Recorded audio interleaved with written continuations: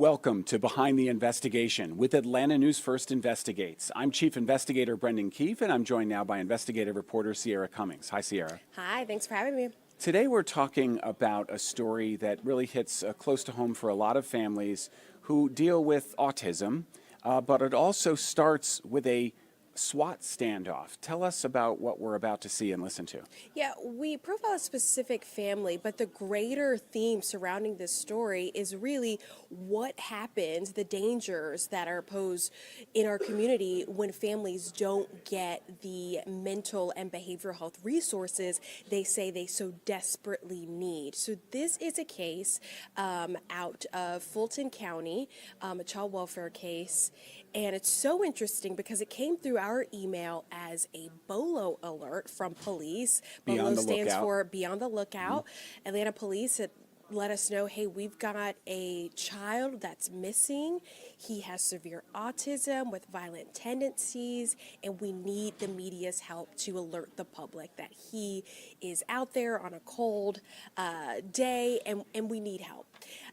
Shortly after that, we get an alert saying like, hey, the kid is found. And we wanted to know what happened in between. And the mom of this child actually reached out to us and helped us put together the pieces of the puzzle. And she just wanted everyone to be aware that like, this was a tragedy that she believes could have been prevented. It ended up being such a dangerous early morning incident for a local business, police officers, and this family. Watch the story. Listen.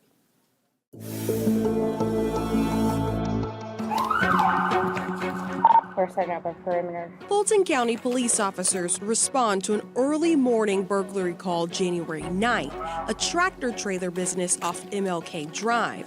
And he broke in? Yeah, he broke in. He got in that 2.5 inch. Workers said the suspect threatened to harm himself and others. SWAT arrives. Fulton County Police. It's now a standoff. He said he was going to die. He's deploying gas.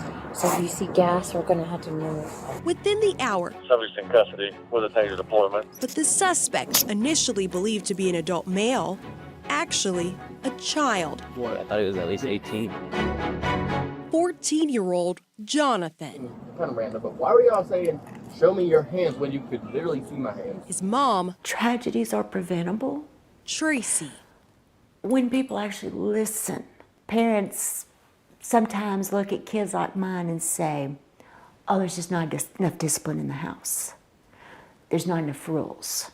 There's not enough guidance. This is their home schedule? This is not about discipline, Tracy says, as she shows us all the household rules posted on the fridge for her son. Upon completion of... Jonathan has severe autism with violent tendencies. In fact, at the time of the standoff, he'd been missing from home. One day earlier, he ran away after hitting mom, according to this missing persons alert filed with Atlanta Police Department. These Fulton County officers on scene did not put the pieces of the puzzle together until This turned into a show. they searched his name in the system. He's not going to be medically clear. No. He's going to delay. Jonathan faces burglary charges, while mom faces potential termination of her parental rights. You want to keep your parental rights. I want to keep my parental rights. I have fought, and by that I mean really fought hard. And why is she facing termination of her rights? The state is accusing the mom of abandonment. After the standoff, her son was sent to the hospital where she says staff medically cleared him. Tracy refused to take Jonathan home. I said, I cannot in good faith remove my son from that hospital feeling like everything is going to be okay when he literally just come out of a vet making suicidal and homicidal statements. Abandonment, an allegation also listed as a factor at least 539 times in Georgia Division of Family and Children's Services cases back in 2024. The year before, 464 times. But Tracy is adamant This is not abandonment. Instead, a complex issue of resources. The mom just wants the state to help Jonathan get extensive behavioral health treatment to protect him, but also herself. Like right now, she says her broken leg stems from her son's violence. I love my baby. It's hard, it's tough. Yeah, he's tried to kill me. But he's still my son.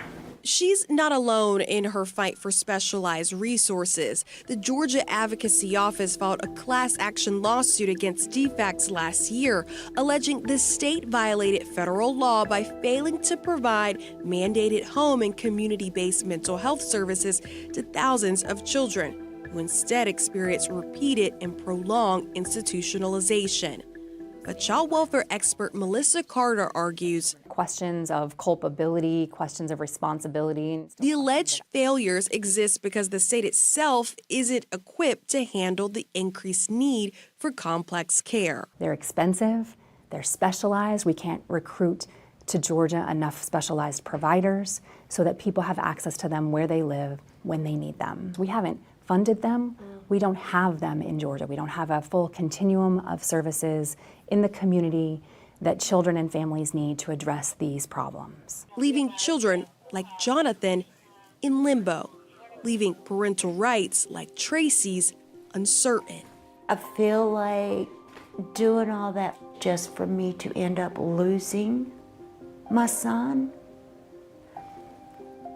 It's not just about losing him, it's a disrespect to the journey we've had to walk.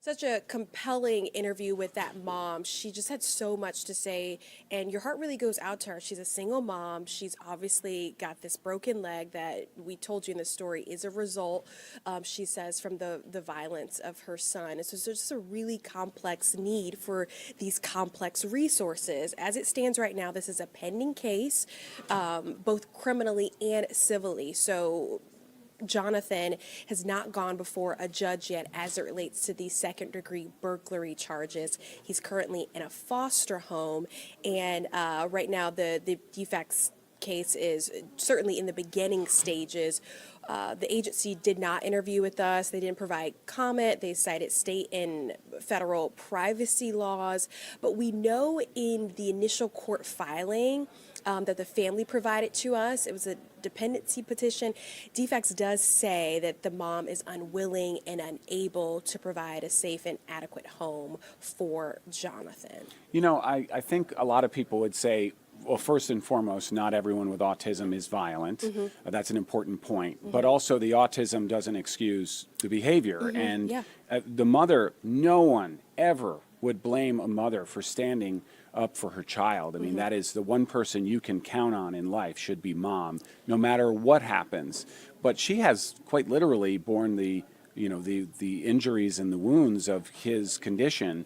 But yet she still wants him in her home. That's extraordinary. Yeah, it really is extraordinary. It was such a fascinating interview because she understands it from this 360 perspective. She even said she feels so badly for the business that was involved in all of this. We reached out to them. We actually talked to them on the phone, went to the site. They declined to do an interview, but the mom said, like, I understand that his diagnosis doesn't excuse him from what's happened. So really she was frustrated on behalf of the business. And then she even took it a step further to say that while she spent that night so nervous and emotional for the safety of her son, she was worried about the safety of the community. Like, while he's out there and she doesn't know what's going on, she was so nervous that he could have did or said something that would pose a massive threat to the public. And of course, we know ultimately this ends up happening. But to your point, she's got that 360 perspective. She said to me in the interview, I'm not a selfish mom, but it really is hard to be a mom of a child with severe autism who has violent tendencies. So she's really aware of the circumstances and all of the implications, but she doesn't want to lose him. She says it would be disrespectful to the journey they've been on. She noticed that he had some violent tendencies around the age of 5, and so since then it's been about 9 years of her trying to figure out the best resources for him. Sometimes they have successful months, successful years. Other times it's a difficult place for them to be in as a family. So she just wants the state to help with those resources instead of putting him in a foster home, ultimately to be in an institution for prolonged periods of times. She wants those specialized services, potentially in-home services. Even if he has to go to a facility for short term, she wants him in her care, and she wants to be able to have the programs and the staff to help her meet his complex needs. You know, it's interesting that, decades ago, we had institutions. In fact, most people with severe mental illness would be institutionalized. Probably the most notorious institution in the country was here in Georgia. It was Milledgeville.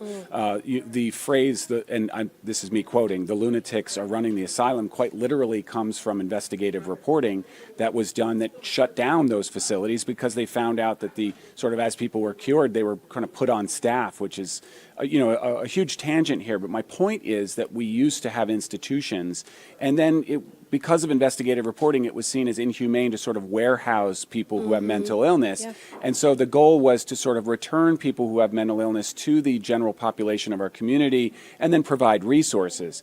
What Mom was trying to do here was trying to get him help by saying, no, I don't think he should be released from the hospital. But the hospital's sort of like, well, he doesn't have a medical condition, so we're letting him go. I mean, paraphrasing here. And so to say Mom's abandoning her child just because she wants to make sure he's left in a place where he can get care doesn't really seem to fit the definition. Yeah, and there's been a lot of reporting on abandonment and abandonment issues. We have friends and colleagues at this business who have highlighted really those complexities that maybe a family may feel they're not equipped, so they want to give up their rights. They want to give the child to the state. That mom is adamant, Tracy, this is not what's happening. This is not abandonment. I want to keep my child. I want to keep my parental rights, and I want him in my care. So it's really interesting. We put those numbers in that story showing you that there was less than 600 instances where abandonment was listed as a factor in a child entering custody last year, and then that year before, 2023, I think it was less than 500 instances. Right. But those numbers probably don't tell the full story, because if a caseworker is deeming abandonment as a factor, at least in Tracy's case, she's like, that's not the circumstance here. Like, this shouldn't be considered abandonment. So we wanted to get some more insight from the state, from DFACS. They just chose not to interview, which is not surprising. Usually in pending cases, and just cases overall, they don't comment. When they do provide comment, it's more general. It's about the process. It's about their responsibilities as an agency, but they don't get into specific cases. So the insight that we're hoping for from the state, we didn't necessarily get it as it relates to Tracy's case specifically. So what's next? Obviously, he's got his criminal charges to deal with. Is he currently in jail?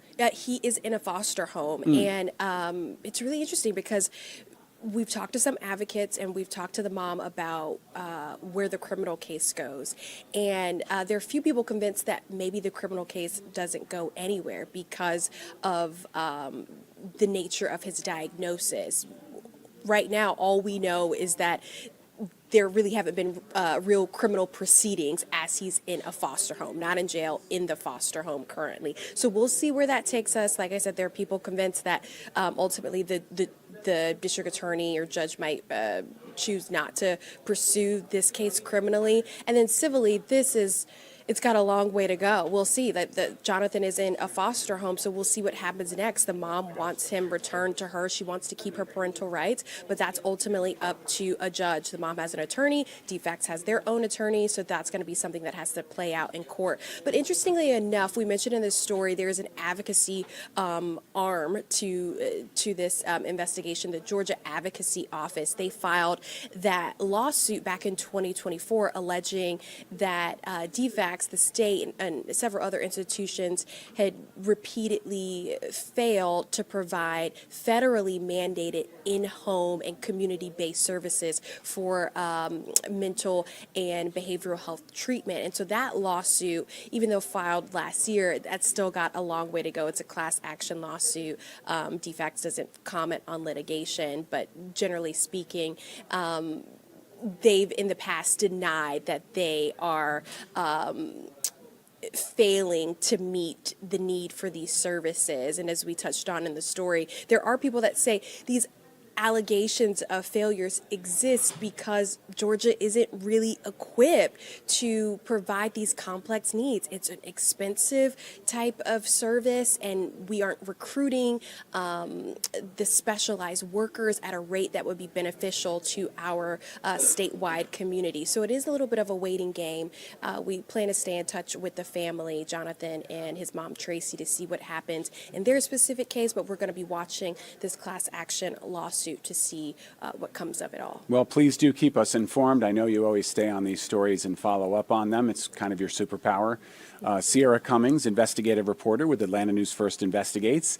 Thanks for joining us for Behind the Investigation. You can get us on YouTube at the Atlanta News First channel on YouTube.